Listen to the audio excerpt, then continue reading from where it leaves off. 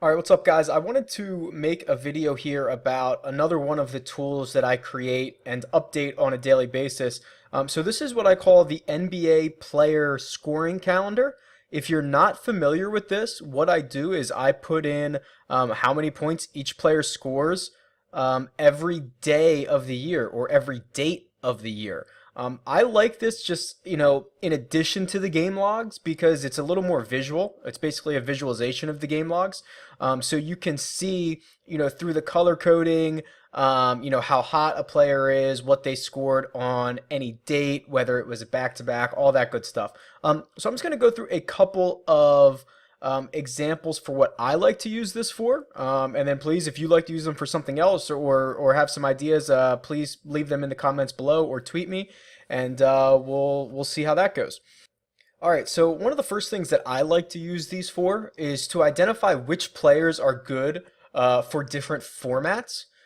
So for example, and this is something I say all the time, that not all players are created equal. And what I mean by that is players may have similar season averages, but how they get there can be vastly different. So what I like to do here is I have a column which is standard deviation, which is essentially how spread out a player's results are. The higher the number, the more volatile that player is, and the lower the number, the more consistent that player is. So standard deviation is probably not the best calculation of this. However, I think for our purposes, having standard deviation does a pretty good job. So let's look at this. So Anthony Davis, a 19.89 standard deviation, which is one of the highest that you're going to see, would indicate that he's a very volatile player. And the reason for that is because his range of outcomes can be 99, 80, 29, 28. You see he's kind of all over the place. 50 to 70 is a big difference in DFS and compared to his peers. So he would be a more volatile player, someone who's probably better suited for your GPP lineups as opposed to your cash game lineups where you're looking for someone much more consistent. That consistent player that you might be looking for might be somebody like LeBron James, who has a 9.60 standard deviation. You can see his outcomes, outside of his latest game, are pretty consistent. Usually between 48 and 58, never gonna, really lay an egg, but he's probably not gonna explode too often. You can see DeMar DeRozan has been incredibly consistent. So this is just a really good visual for me to determine, hey, this might be a guy that I want to play in this format as opposed to another.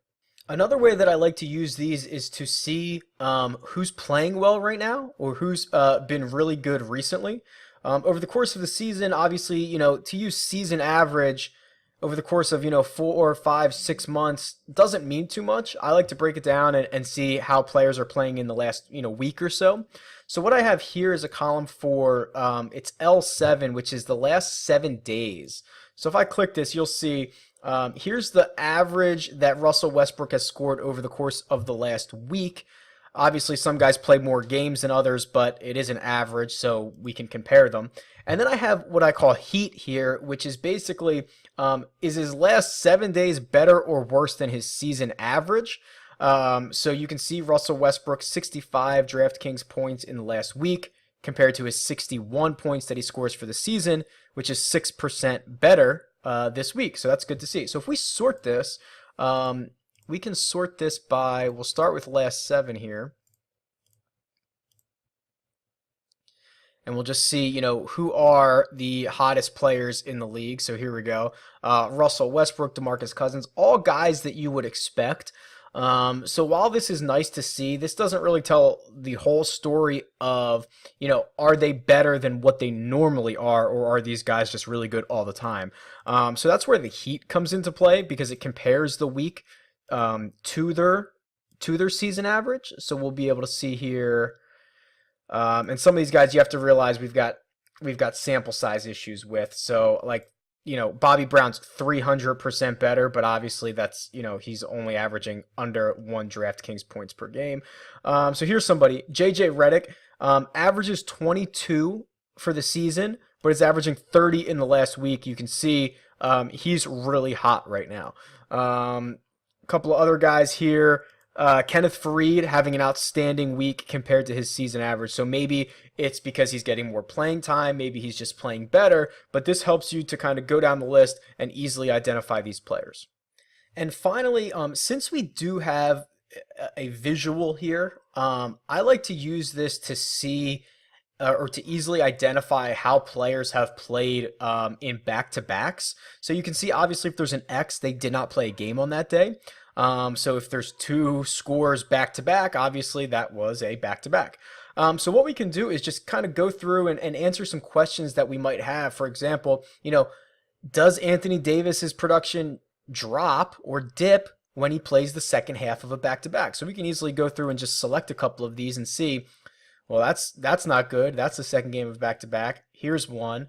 So he's played 3 of them so far, and he's averaging, down here in the bottom right-hand corner, 38 DraftKings points compared to his 58 that he averages for the season. So, yeah, he's had, his 2 worst games in the back end in the second half of a back-to-back. Now, you have to determine, is that a coincidence? Is he actually, tired? Is something else going on? Or is it just, a random coincidence? Either way, it's something that I like to know.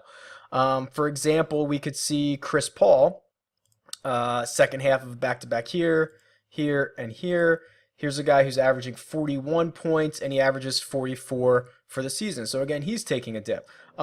You have to go a little bit deeper and say, are they playing less minutes in a second half of a back-to-back? Are they, is it just coincidence that they're not playing as well or that they're playing better? Some guys, it's just good to see that their production doesn't change. It's just good to see that, no matter what the schedule has put in front of them, they're going to go out and perform. But this is all readily available to you since it is in a pretty nice visual format. And then finally, I do have to mention this is part of my subscription service on dfsondemand.com. That is the website that I run and update daily. So these get updated every morning, and you can download them. We have DraftKings, FanDuel, so you can kind of get a glimpse of what everybody's up to. Let me know how you use these, or if you have any ideas on how we could use these to find out some good information, and I'll tweet them out. All right, guys, best of luck, and I'll talk to you guys soon. See ya.